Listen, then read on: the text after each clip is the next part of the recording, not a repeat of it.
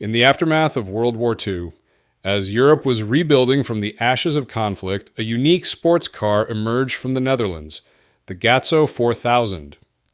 This remarkable vehicle wasn't just another sports car, it was the creation of Maurice Gatsonides, a Dutch racing driver and inventor whose life story is as fascinating as the car he created. Our story begins in Gombong, located in the Kebumen Regency of what was then known as the Dutch East Indies, modern-day Indonesia.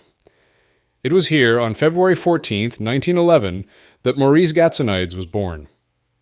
Growing up in the culturally rich environment of the Dutch East Indies, young Maurice developed an early fascination with mechanics and engineering that would shape his entire life's journey. After moving to the Netherlands, Gatsonides' passion for automobiles and racing began to flourish. The 1930s saw him making a name for himself in local racing events, where his natural talent behind the wheel quickly became apparent. But it was during the dark days of World War II that Gatsonides' innovative spirit truly emerged. With fuel becoming increasingly scarce, he worked on developing gas generators to keep vehicles running, a testament to his problem-solving abilities that would later influence his car design. The birth of the Gatso 4000 came in 1948 when Gatsonides unveiled his masterpiece at two prestigious events, first at the Geneva Salon de l'Auto and later at the Dutch Oranje Motor Show in Amsterdam. The car's foundation was a Matford 13 chassis, which Gatsonides modified by lowering it by 5 inches to improve its aerodynamic properties. Under the hood lurked a powerful 4-liter Mercury V8 engine, carefully tuned to deliver impressive performance for its era. What made the Gatso 4000 truly special was its innovative design features. Perhaps most striking was its sliding clear plastic canopy, manufactured by the Fokker aircraft company. This feature gave the car a distinctive fighter plane appearance, bridging the gap between automotive and aeronautical engineering. The front end featured an unusual 3-headlight configuration, with a central lamp positioned above the radiator grille, a design choice that not only improved nighttime visibility, but also gave the car its unique face. The technical specifications of the Gatso 4000 were impressive for its time. The 3.9-liter V8 engine produced 120 brake horsepower at 4,000 revolutions per minute, featuring side valves and aluminum high-compression heads. 2 downdraft twin-choke carburetors helped optimize the fuel-air mixture. The car's 3-speed manual gearbox came with an optional overdrive feature, allowing it to reach speeds of up to 103 miles per hour. The chassis design was equally noteworthy, utilizing a tubular frame that provided excellent structural rigidity while keeping weight to a minimum.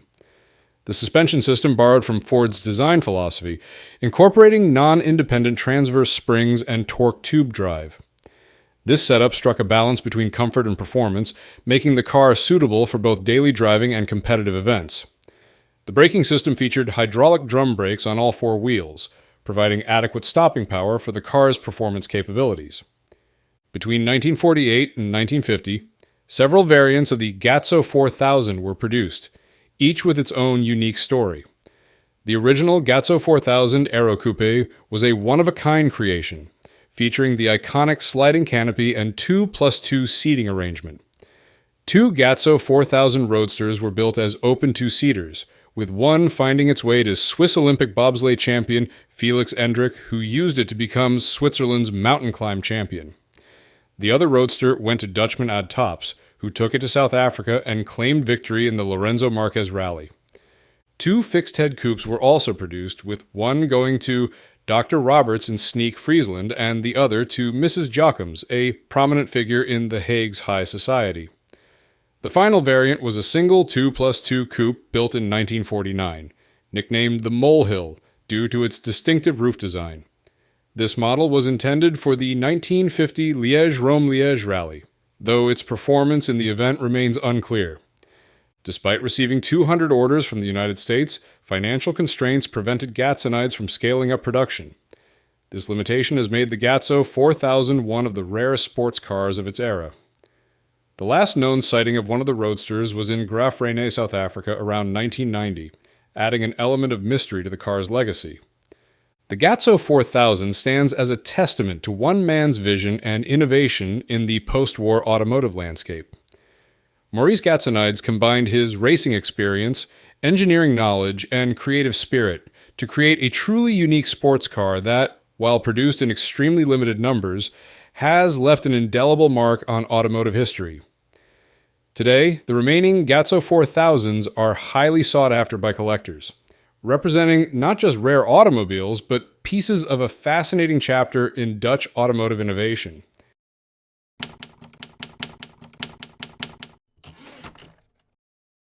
In the late 1950s, when European sports cars ruled the racing world, an ambitious engineer from Denver, Colorado, embarked on a journey that would challenge the automotive establishment. This is the remarkable story of Bob Carnes and his creation, the Bocar XP5, a car that would blend American muscle with European sophistication in ways never seen before. The journey began in 1958 when Carnes, a racing enthusiast and self-taught engineer, built his first prototype called the X1.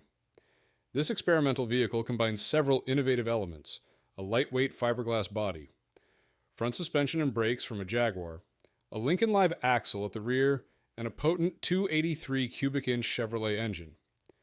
The X1's potential became evident at the 1958 Pikes Peak hill climb, where it secured an impressive 5th place in the sports car class.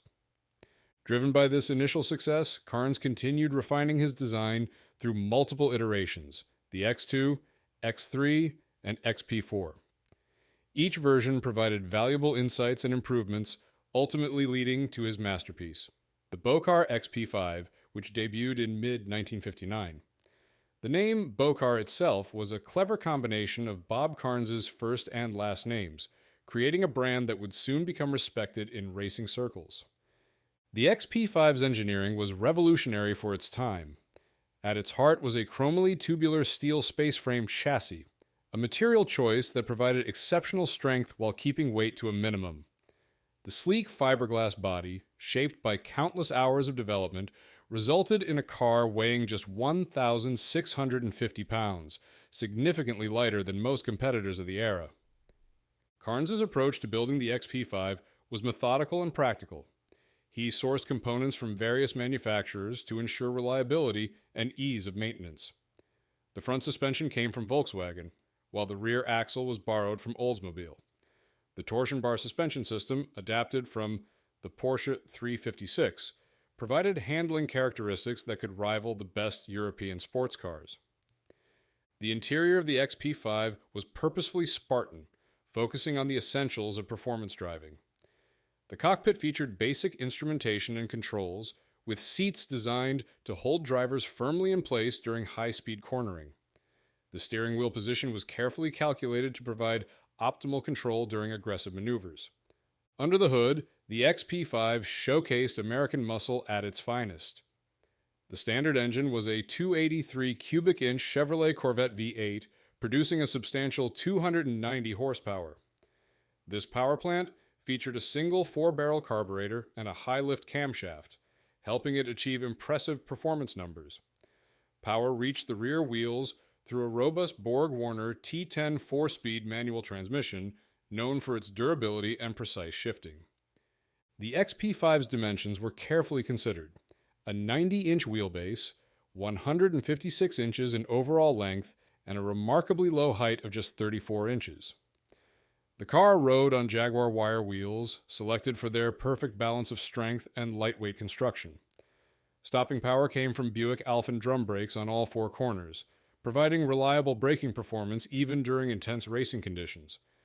Performance figures for the XP5 were extraordinary for its time.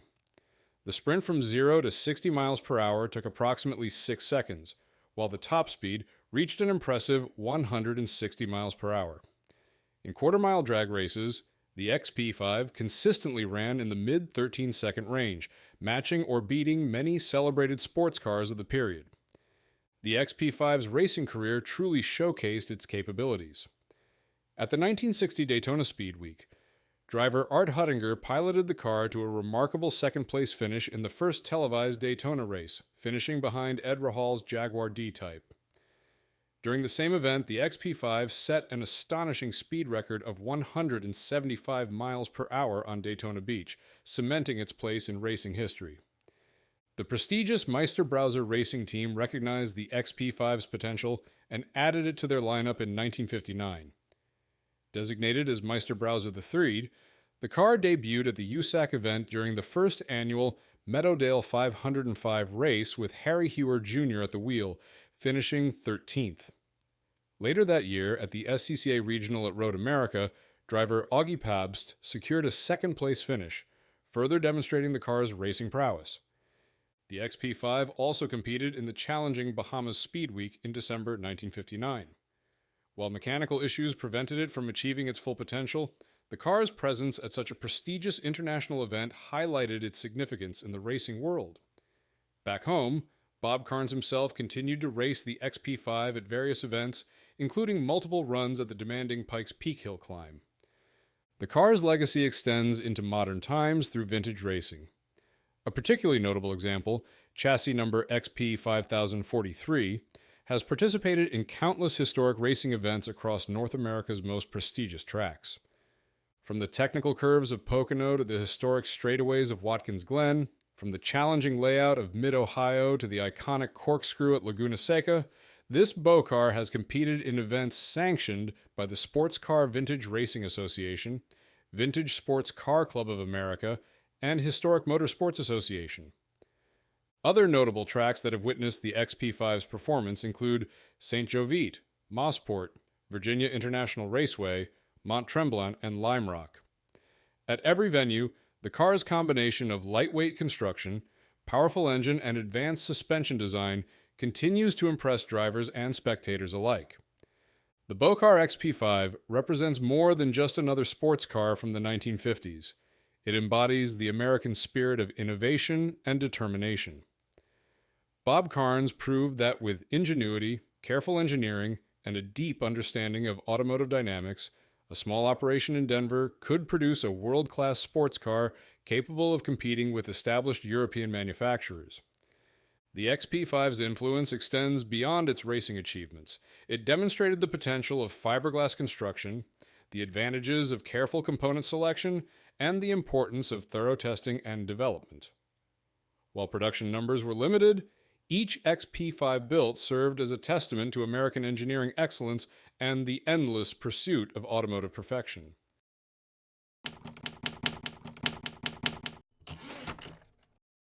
In the vibrant landscape of 1960s motorsport, few cars captured the imagination quite like the Elva GT160.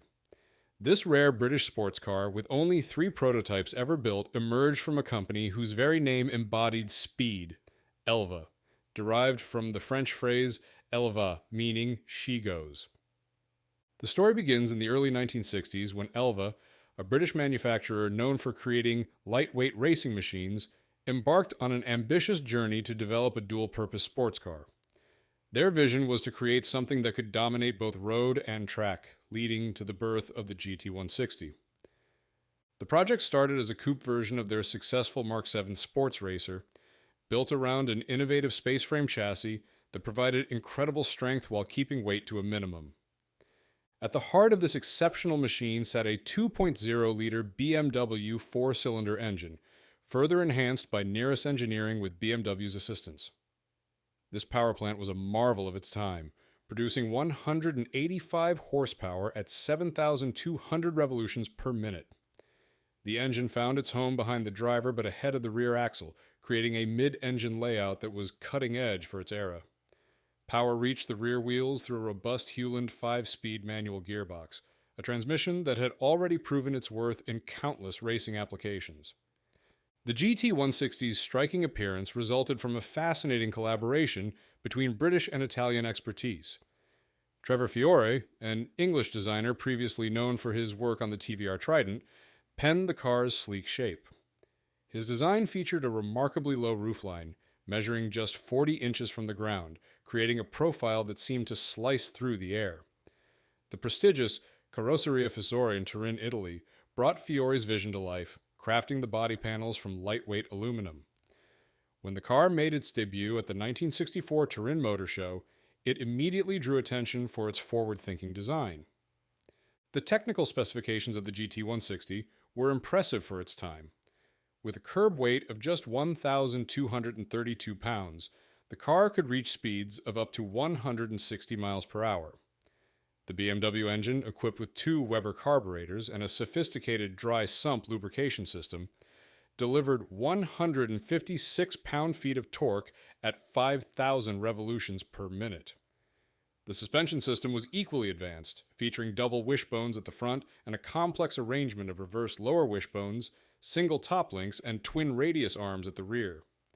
Girling disc brakes, measuring 10 inches in diameter, provided stopping power at all 4 corners. The GT160's racing career, though brief, included some notable appearances. One prototype, chassis number 160 GT/7S/1, competed under the Anglian Racing banner with drivers Richard Wrottesley and Tony Lanfranchi. In 1965, the car entered the grueling Nürburgring 1,000 kilometers race in Germany. Its most significant moment came at the legendary 24 Hours of Le Mans that same year, where it reached an impressive 165 miles per hour on the famous Mulsanne Straight. However, mechanical issues forced its retirement after 29 laps, highlighting the challenges faced by small manufacturers competing against larger, better-funded teams. What made the GT160 truly special were its innovative features. The car incorporated extendable radiator intakes positioned ahead of the rear wheels, which could be adjusted to optimize cooling during high-performance driving. The twin air intakes on the nose, a signature element of Elva's racing cars, weren't just for show. They directed vital airflow to the engine. Inside the cockpit, the focus was purely on the driver, with a minimalist layout that emphasized functionality over luxury. Despite its promising design and performance potential, the GT160 faced significant hurdles. The production costs were approximately double what would have made the car commercially viable, and new racing regulations regarding ground clearance would have required expensive redesigns. These challenges led to the project's eventual abandonment after just 3 prototypes were built. Today, all 3 GT160 prototypes have survived, each telling its own unique story. The second car received a significant modification, now housing a Buick V8 engine, while the other 2 retain their original BMW power plants. These rare machines continue to make appearances at historic racing events, including the prestigious Goodwood Members Meeting, where a GT160 competed in the Graham Hill Trophy, showcasing the enduring appeal of this remarkable sports car.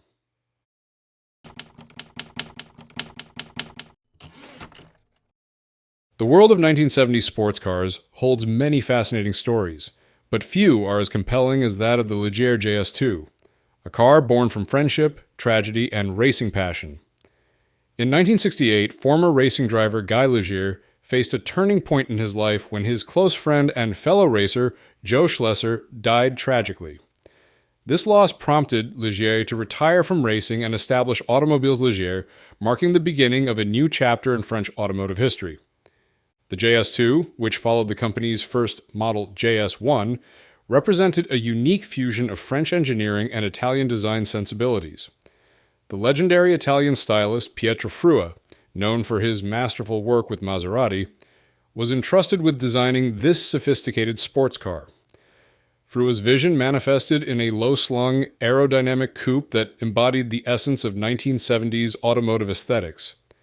The car's graceful lines were complemented by its innovative construction, featuring a lightweight fiberglass body mounted on a robust steel platform frame. The heart of the JS2 underwent an interesting evolution during its lifetime. The initial models featured a Ford V6 engine, but 1971 marked a significant shift when Ligier adopted the Maserati C114 V6 engine, the same power plant that powered the Citroën SM. This 2.7-liter engine, with its 90-degree V6 configuration and double overhead camshafts, produced 170 horsepower at 6,500 revolutions per minute and 230 nanometers of torque at 4,000 revolutions per minute. These specifications enabled the JS2 to achieve impressive speeds of up to 150 miles per hour. In 1973, Ligier upgraded the engine displacement to 3.0 liters, boosting the power output to 195 horsepower and increasing the top speed to 153 miles per hour. The car's sophisticated suspension system featured independent double wishbones and coil springs over dampers on all four wheels, complemented by a precise rack and pinion steering system. A 5-speed, fully synchronized gearbox ensured smooth power delivery and optimal performance. The Ligier JS2's production run from 1970 to 1975 was exclusive, with estimates suggesting between 81 and 100 units were manufactured at the company's facility in Vichy, France. Each car was essentially hand-built, reflecting the meticulous attention to detail that characterized small-scale French manufacturing of the era. The assembly process required exceptional craftsmanship, particularly in aligning the fiberglass body with the steel frame and integrating components sourced from manufacturers like Maserati and Citroën. The JS2's racing heritage forms a captivating chapter in its story. Its competitive debut at the 1972 24 Hours of Le Mans saw 3 cars enter the race, though all faced mechanical challenges that led to their retirement. However, the following year marked a breakthrough when a privately entered JS2 completed the race, finishing 19th overall.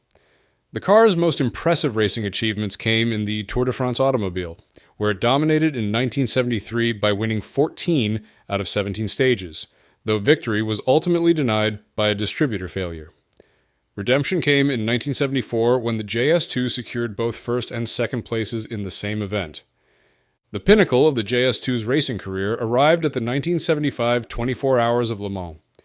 For this legendary race, Guy Ligier made a strategic decision to replace the Maserati engine with a Ford Cosworth DFV V8, renowned for its success in Formula One. Drivers Jean-Louis Lafosse and Guy Ligier piloted the modified JS2 in an intense battle with the Gulf Mirage GR8. Despite gearbox issues necessitating unplanned pit stops, the JS2 achieved a remarkable second-place finish overall. The early 1970s presented significant challenges for sports car manufacturers, including the 1973 oil crisis that dramatically increased fuel prices and reduced demand for high-performance vehicles. Stricter emissions regulations, particularly in the United States, created additional hurdles for small manufacturers like Ligier. These factors, combined with the high production costs and limited sales volume, ultimately led to the cessation of JS2 production in 1975.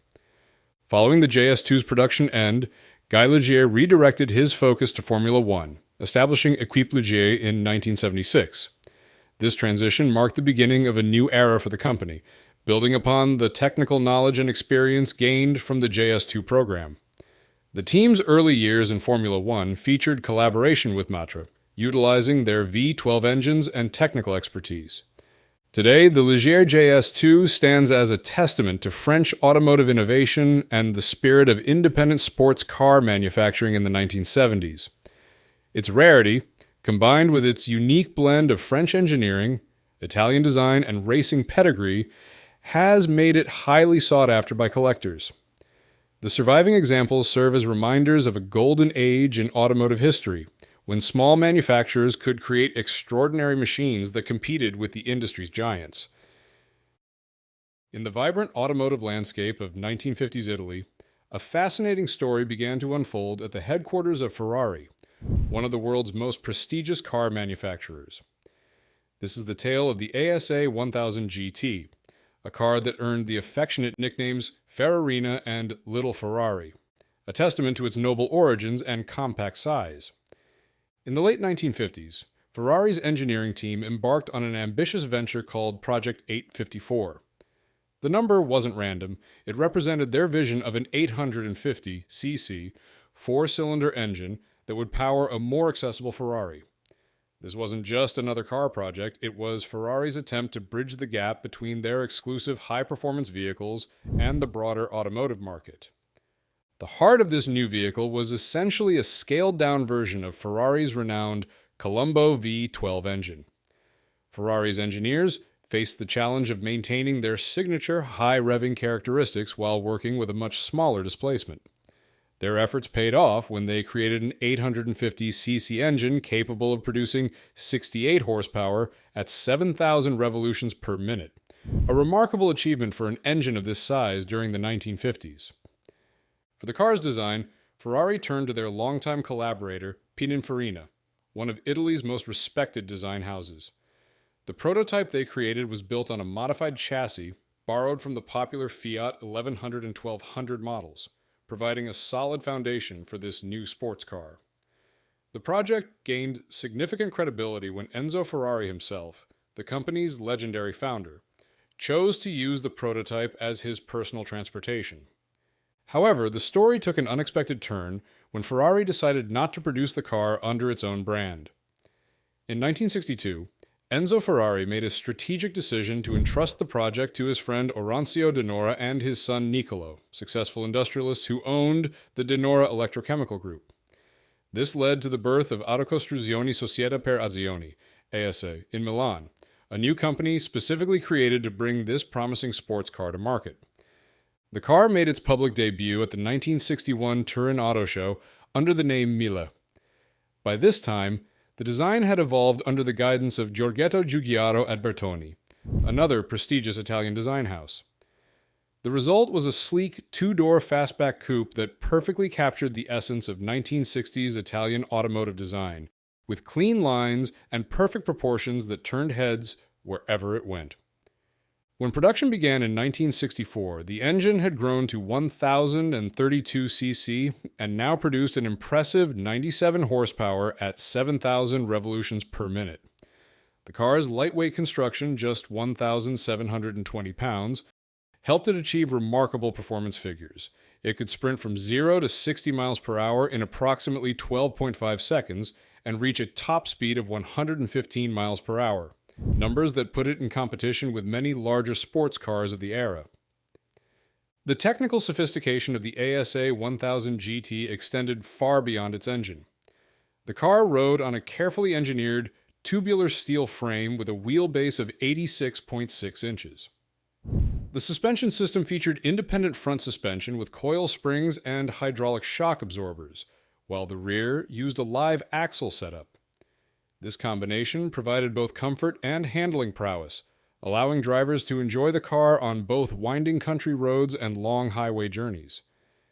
The interior of the ASA 1000 GT reflected the car's sporting intentions. The dashboard featured clear, easily readable instruments that provided all essential information at a glance. The seats were designed to hold drivers firmly in place during spirited driving while remaining comfortable for longer journeys. Every aspect of the interior was crafted to enhance the driving experience. ASA didn't stop with just one version of their sports car. The company developed the ASA 1000 GTC, Gran Turismo Competizione, a racing-oriented variant that featured a slightly smaller 998cc engine producing 92 horsepower. This version was lighter than the standard car and was built specifically for competition use. They also created the ASA 411, a special lightweight model that used an aluminum alloy body instead of steel to further reduce weight and improve performance. The braking system was also quite advanced for its time, combining disc brakes in the front with drum brakes in the rear. The front disc brakes provided superior stopping power and resistance to brake fade, while the rear drum brakes were well matched to the car's light weight. This hybrid system was a common solution in the 1960s. Offering a balance between performance and cost effectiveness. Despite its impressive engineering and Ferrari heritage, the ASA 1000 GT faced significant challenges in the marketplace. The sophisticated design and high-quality materials resulted in production costs that pushed the car's price into territory occupied by more powerful and established sports cars. The lack of brand recognition compared to competitors like Alfa Romeo and Porsche made it difficult to justify the premium price to potential buyers. Production continued until 1967, but fewer than 100 units were ever built at the Milan factory. This limited production run, while disappointing from a commercial perspective, has made the 1000 GT one of the most exclusive and sought-after Italian sports cars of its era. Today, each surviving example is considered a precious piece of automotive history, representing a unique combination of Ferrari engineering expertise and Italian design excellence. Today, the ASA 1000 GT stands as a testament to the innovative spirit of 1960s Italian automotive manufacturing. Each surviving car tells a story of ambitious engineering, beautiful design, and the challenges of bringing a unique vision to market. These rare vehicles are now highly prized by collectors and enthusiasts who appreciate their historical significance and the unique combination of Ferrari DNA and ASA production.